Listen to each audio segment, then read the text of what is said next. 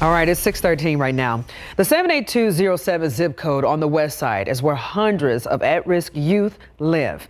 Teens who are in single-parent households, in poverty, or in circumstances that have made their young lives very difficult.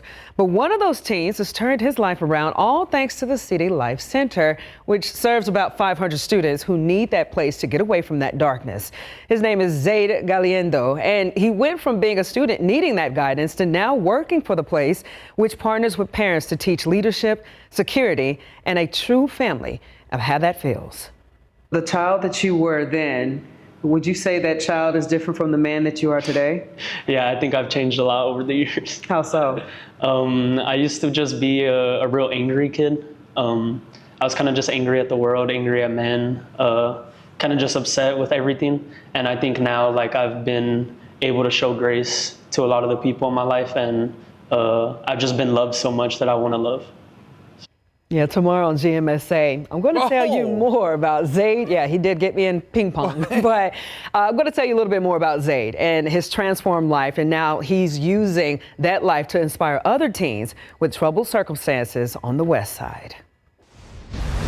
All right, good stuff there, Jeff. And before we give you an update on the roads, we need to talk about gas prices. We have been on a gas price roller coaster throughout this entire week. And here's the latest prices across the Bexar County, San Antonio area. We're looking at $2.94 a gallon of regular gas. That's a 17-cent increase from just a week ago. Texas is still hanging around at around $2.74 a gallon. So I wanted to look into why we're seeing this spike and found out that San Antonio actually practices a method called price cycling. It's basically a price war where stations undercut each other before their profit margins run out, and then they raise those gas prices. But on average, prices, once they jump, they tend to decline for 7 to 10 days straight. Now, sometimes if you're paying attention to the pump and you see it go up 40 or 50 cents, well, you should try and wait as long as possible, knowing that gas prices will eventually go back down 40 to 50 cents, but it will take time. So these cycles happen every 1 to 2 weeks. Okay, well, Patrick DeHaan from Gas Buddy told me that we rarely see these price cycles on the weekend or see those dramatic jumps also on the weekends as well. It usually happens earlier in the week, so pay attention and fill up, if possible, the moment that you start to see any type of increase. Okay, and a quick check here at some of our, I guess you'd call it inexpensive, our lowest gas prices across the San Antonio area. Let's start right there. Far west side, 9700 block of Culebra Road, $2.49, not too bad. How about Balcones Heights, 2700 block of Hillcrest Drive? That's about same price right there, $2.49. And the south to southwest sides of town, 2400 block of Palo Alto Road, $2.43. So that's a quick check. And of course, you could check out Gas Buddy also to see some of the gas prices in your area. Let's get you out now to TransGuide 1604 Hardy Oak. Good morning to all of our folks over there on the far north side of town, over by Stone Oak, that entire area. 35 at Alamo, nice shot there at the downtown area. Fortunately, traffic is okay for the most part in downtown, but we do want to update you. We do have a rollover crash right here at Zarzamora Street and Frio City Road. Right now that's being reported over by Thompson Place. Now traffic on 90 is still moving along for the most part, so no major issues on 90 right now. Frio City though and Zarzamora, an important road for a lot of folks that make their way through the west side of downtown. 90 starting to see some backups here, about 5 to 10 minute backups over here by West Montgomery for all of our drivers coming in eastbound and trying to get over to 1604. So we'll continue to keep an eye on the situation on the far west side of town. Let's go to Alex Gomez right now for a check of things in Drive Cam and see how we're looking on the ground. Alex, what's up? Yeah, good morning, RJ. Well, I just drove in from the east side. I'm at 35 southbound at Nogalitos now, and right now traffic is still moving. I'm not tracking any incidents on the highways, RJ. All right, thank you very much, Alex Gomez. And Justin, temperatures a little bit lower this morning as we get set for another week of high school football, man. Oh, I can't wait. It's going to be quite a weekend of football. There's a lot of great games. And yeah, temperatures are a little bit cooler. I know it still doesn't feel like a front has come through, but we got to give it some time. Drier air will filter in today, and then by the time we get into tomorrow morning, that's where things will feel different finally. As we look at the authority radar this morning, we still do have quite a bit of activity down along the Texas coast. Now, I will point out that here in San Antonio, the rain, any sort of rain that we did see has shifted south. This is all ground clutter here, so that is not rain. But we are still holding on to some pretty hefty storms there along Interstate 37 near Three Rivers, George West. You're still going to get some rain out of this. Then over towards Goliad, we've had good rain this morning, although it's coming to an end there. And then the heaviest storm right now is just south of Victoria, where we're likely picking up 2 to 3 inches per hour rainfall rates here with these storms. Unfortunately, as I said, this is all well south of San Antonio and really south of most of our viewing area at this point. So rain chances come to an end. And I know, as we've been saying, we didn't get a lot here in San Antonio. Just worked out that way. But at least, again, it will cool down some. It'll feel a little bit better with some lower humidity later today. 74 right now, 72 New Braunfels, 77 Converse, 68 right now in Bernie, 78 at Stinson, and we've got a northwesterly wind. Rainfall totals pretty skimpy here around San Antonio, about 400ths of an inch in Atkins, 1500ths of an inch in Stone Oak, 900ths of an inch in New Braunfels. That's really not going to cut it. But you look at the big picture here, and these totals were pretty impressive. Freer 3.83, and there's still rain being added to that number. And then there was rain to our north, so we basically just got leapfrogged here, unfortunately. And the front, just because of the timing, that's just the way it worked out. Yeah, I wish we would have got more rain. It was not in the cards. 91 degrees today. Again, the payoff will be tomorrow morning, where we drop down to 65 for a low. It'll feel pretty good Friday morning and probably Saturday morning as well, down to 67. No real good rain chances in this forecast. High temperatures will be right around 90 each and every day, and those morning lows in the 60s. But I think tomorrow morning will be our coolest morning. All right, our Just Ask Justin question this morning. I was, raking some leaves in my yard, and I thought, man, I don't want to run into anything venomous. And then it got me thinking, because I think about weird things, which of these states would you find the only venomous lizard in the United States? Is it Hawaii, Florida, Texas, or Arizona? Vote, weigh in, take a guess. KSAT.com/poll. Right now, Arizona leads the way. Okay, very good. Thank you, sir. 620, 74 degrees outside. We got tragedy at a Florida theme park. Man dying on a new roller coaster. Up next, what authorities are saying now about what really happened. In this morning's GMA First Look, the family of Kevin Rodriguez Zavala speaking out. It's like a nightmare. I'm still waiting to wake up. The 32-year-old died after becoming unresponsive while riding Universal Orlando's new attraction, Stardust Racers, last week. First responders rushing to his aid. He is not breathing and CPR is in progress. The medical examiner determining he died of multiple blunt impact injuries. And this morning, Kevin's loved ones demanding answers. He was hitting his head back and forth. What happened to him? How difficult is this period for you, not knowing exactly what it was that happened to Kevin? It is so difficult because I have no idea what happened there. And now I don't have my kid. And coming up at 7 a.m., new details about what the family says they believe happened. With your GMA First Look, I'm Victor Okendo, ABC News, Orlando. Okay, 625 right now, 74 degrees outside. A restaurant founder stabbed to death, and police say his own nephew was behind it. Coming up, the next steps in the case against the man accused of killing the founder of Las Palapas. And they brought their baby girl home, a family of 4, but at just 4 weeks old, a doctor's visit turned their world upside down. Coming up next, we got a local family sharing their courageous fight against childhood cancer. Ernie has that story for you. Stay tuned. Live from KSAT 12. Good Morning San Antonio starts right now. And it's Thursday, 6:30 right now. Again, good morning, San Antonio. Thanks so much for waking up with us. Got any big weekend plans? Football, more football. There you go. Yeah, I approve. I approve. Nothing wrong with that. This may be the best Saturday of college football. Yes. It's going to be up there. I've seen it in a long time. Weather's going to check out for us, though, right? For people doing local tailgating and stuff. Yeah. For those of you who are not interested in football, there's plenty going on this weekend, and the weather will cooperate. Pumpkin patches are starting to... There you go. Oh, I forgot about that. The maize? Yeah, the maize, we got the hondo, the corn, maize, kettle corn, all that stuff, et cetera, et cetera. The fall feels. That's right. But we're not getting that right now. I've seen a couple people, we talked about, folks are frustrated with the lack of rainfall. Again, I get it. But I've also seen some people saying, hey, wait a second. Front came through. Where is the cool air?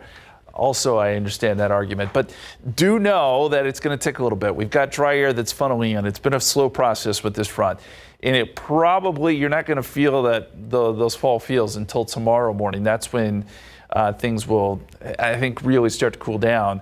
But you look at the satellite picture right now, we still have some clouds, and all the rain now pushing towards the Texas coast, and then we'll push off into the Gulf. Eventually, skies will clear today, and we'll get some lower humidity. So that's kind of the first step in all of this. If you're heading to the bus stop this morning, we may dip into the low 70s, lower humidity, and then it'll be more of a dry heat this afternoon with a high of 91, mostly sunny. And then it's tomorrow morning, as we said, where finally we fall into the 60s thanks to clear skies and dry air, and things will get better. We also mentioned the weekend. No problem here. 92 Saturday, 91 Sunday. A little warm in the afternoons, but the evenings will be great for whatever plans you may have. Let's hope the morning commute is also great. RJ, what do you got for us? Yeah, not too bad this morning. Justin, seeing a couple of different things pop up. By the way, reminder that the Alamo Dome, you see right there, has a pretty big concert this Saturday. That would be Chris Brown coming to the San Antonio area. So 45,000 people expected to be at the Alamo Dome for that show. 37 Pecan Valley. Seen a couple of things right here in the southeast sides of town. So let's go ahead and kind of give you an update on what is going on there. So that is our incident. That's going to be 37 northbound right there at Carolina. So that's literally the exit right before you get to the Alamo Dome. We'll kind of check in on that situation. That just popped up on the TxDOT website. A little bit further south here, Pecan Valley, Southeast Military, traffic is looking okay, but there is an incident on South Cross as well over by Southwest Military. So a couple different things for all of our folks out in the south sides of town. Good morning to everyone out there. Harlandale, ISD, McCullum. We will keep you updated on the road situation there at South Cross and Southwest Military. Quick check right here. We do have that accident in Frio City, that Zarza Motor,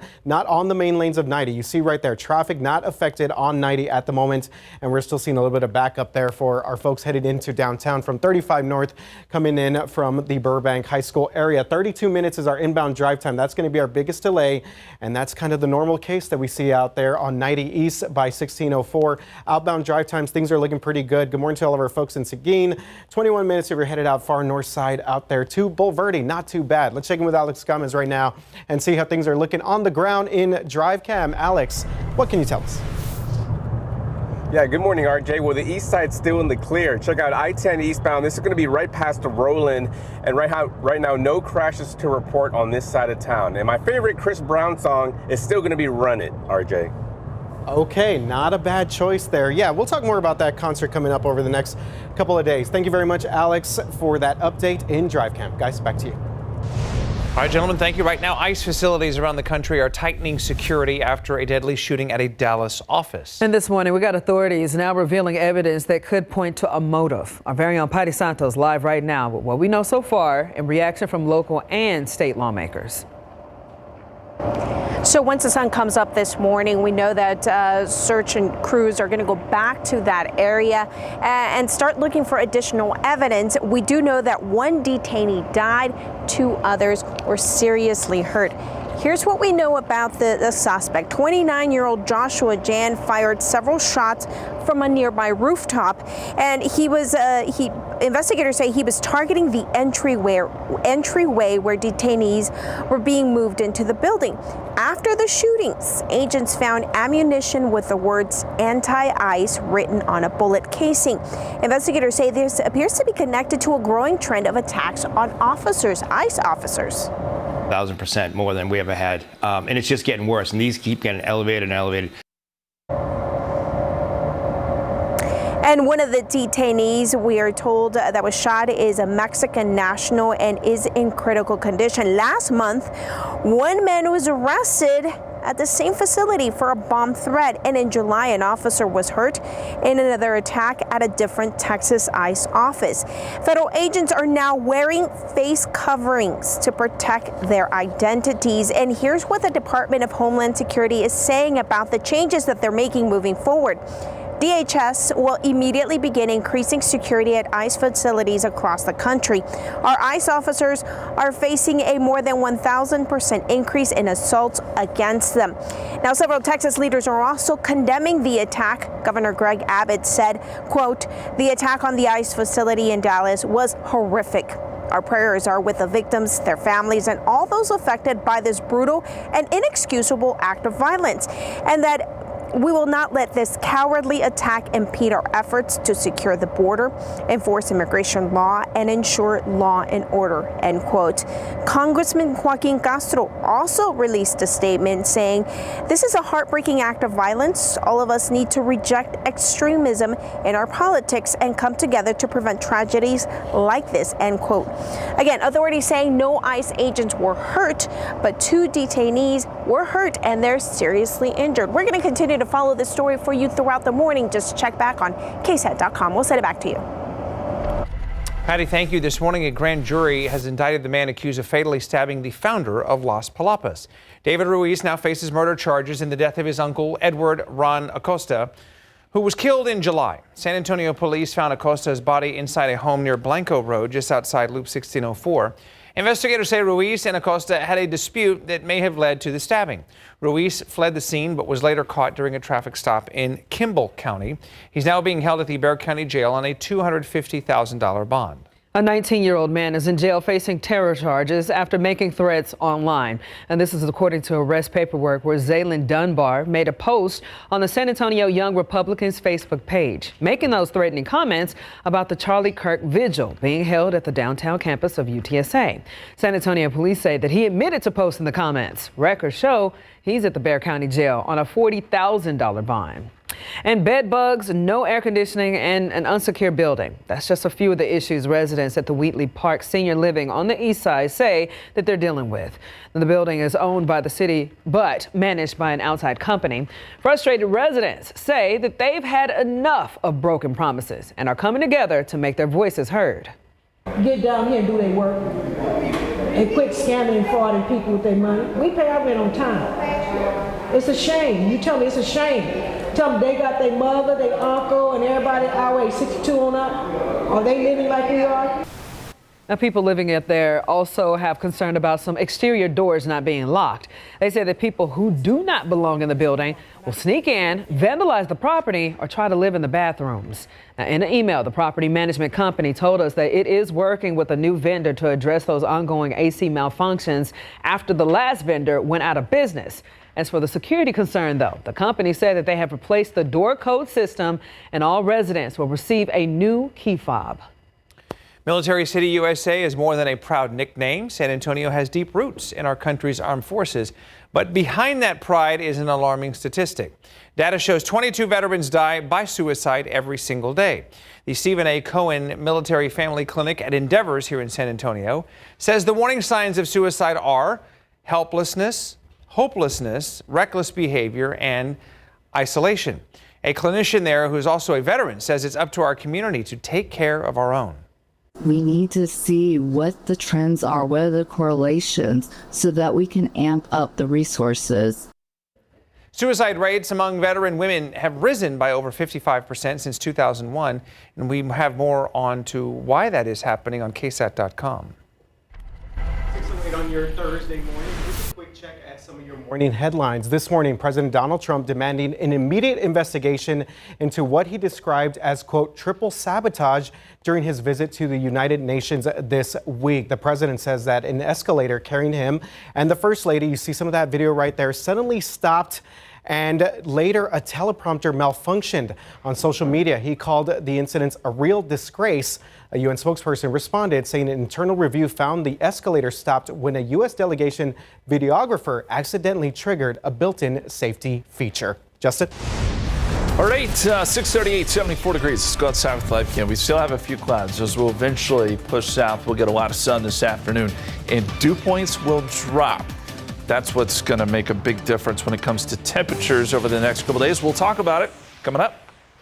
This morning, we're sharing a family story of hope and heartbreak. Just 4 weeks after bringing their new daughter home, they received a devastating diagnosis.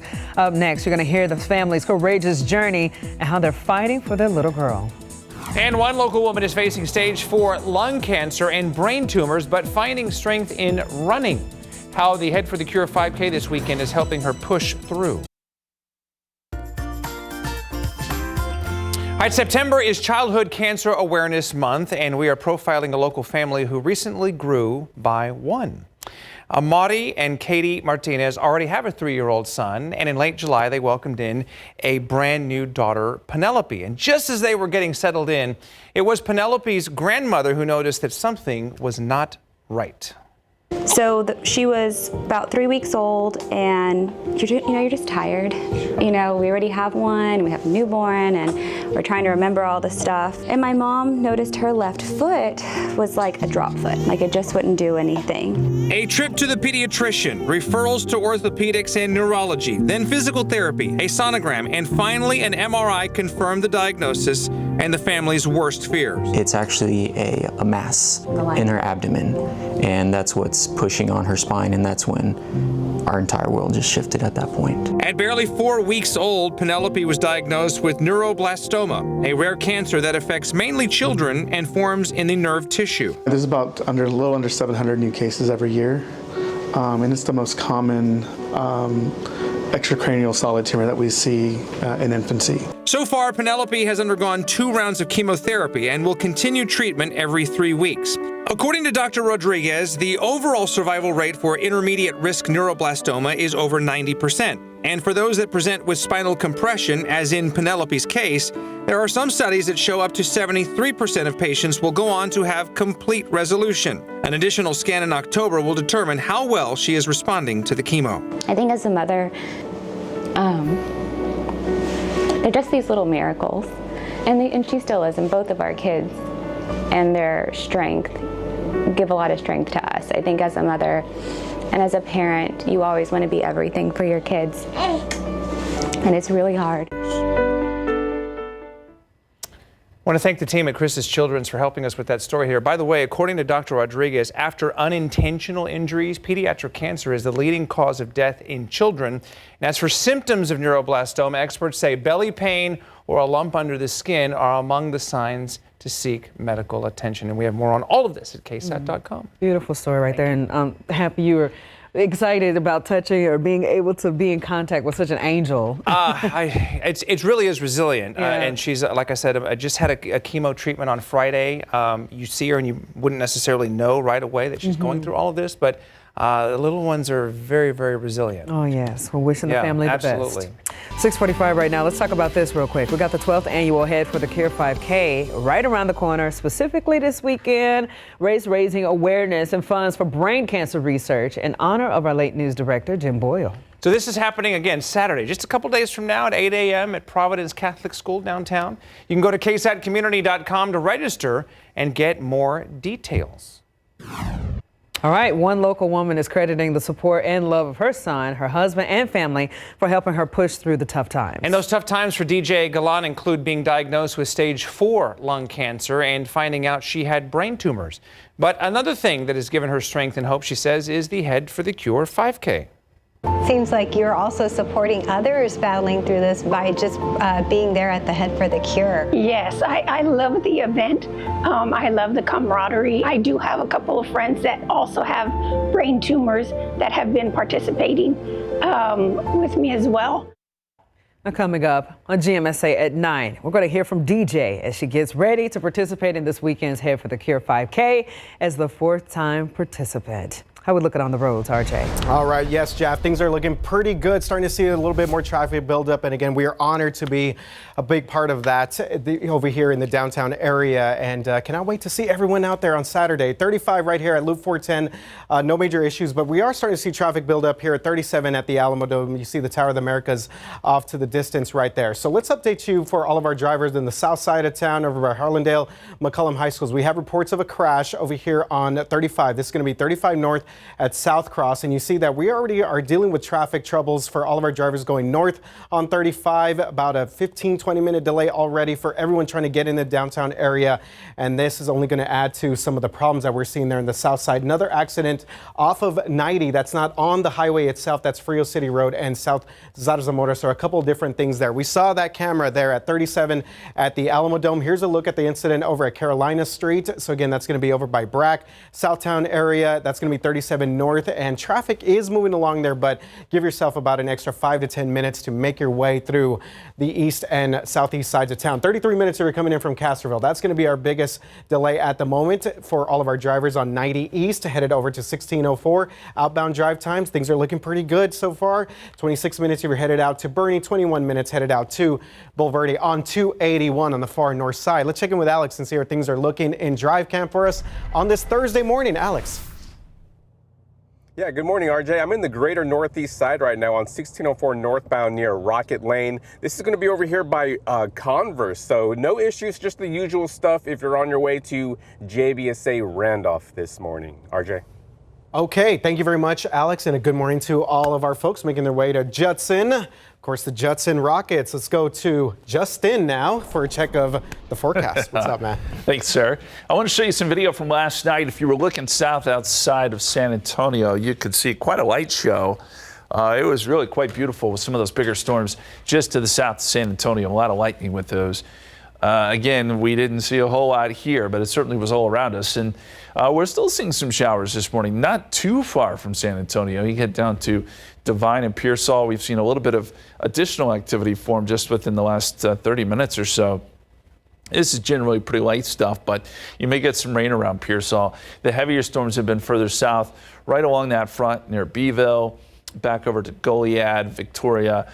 But we are starting to see that come to an end. Cuero, rain has ended for you. Kennedy, rain is primarily done for you. We're still going to see some storms down around Rockport and Port A throughout the rest of this morning. But San Antonio in the clear at this point. We're starting to see some drier air slowly seep into the area. We got dew points in the 40s and 50s just to our north. That drier air is trying to work into our area, and it will help.